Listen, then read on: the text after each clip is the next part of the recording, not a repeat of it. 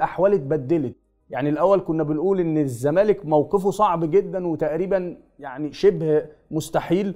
النهارده النادي الاهلي اصبح موقفه هو الاصعب، على الرغم ان الاهلي لعب 3 ماتشات وفاضل له 3 ماتشات، انما الزمالك لعب 4 وفاضل له ماتشين. لكن ظروف مجموعه النادي الاهلي اختلفت كتير، وتحديدا بعد تعادله مع صن داونز وفوزه على القطن الكاميروني بدات الناس تقول لا الاهلي هيرجع.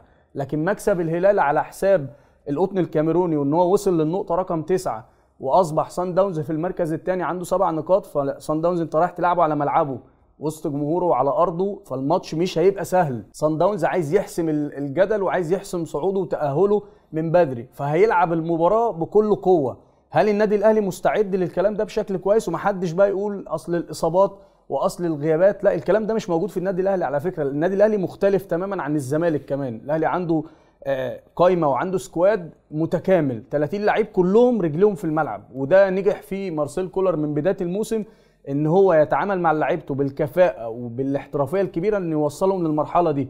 ان انت حتى كجمهور واحد بتتفرج على الفرقه انت مش عارف الراجل هيلعب بمين، ليه؟ لان كل اللعيبه جاهزه، كله بدنيا وفنيا واصل للمرحله اللي تؤهله ان هو يكون موجود في التشكيله الاساسيه. فتلاقي الراجل بيلعب باي حد وهو مش خايف، ويلعب باي طريقه لعب وهو مش قلقان، مع العلم ان في بعض الناس بتنتقده في الحته دي ان هو بيغير في توقيتات ما ينفعش ان هو يغير فيها. لا، هي دي انطباع الراجل واخده عن اللعيبه ان هو عنده ثقه في كل المجموعه. العب بمروان عطيه والعب باليو ديانج والعب بحمدي فتحي والعب برامي ربيعه، العب باي حد، ليه؟ كله جاهز. ودي من سمات برضه وصفات الفرق الكبيره. لكن النادي الاهلي اصبح موقفه مش سهل. لازم الاهلي عشان يكمل في البطوله بالهدف والتارجت اللي هو حطه لنفسه لازم يكسب صن داونز، ويجي هنا يبقى عنده مباراه امام الهلال، يكسب الهلال ويسيب بقى مباراه القطن الكاميروني دي لوقتها. لان برضو لما انت تروح تلعب القطن هناك على ملعبه في الكاميرون، الموضوع مش هيبقى سهل زي ما انت متخيل. انت هتبقى بتلعب فرقه هي خرجت اصلا خلاص بالبطوله،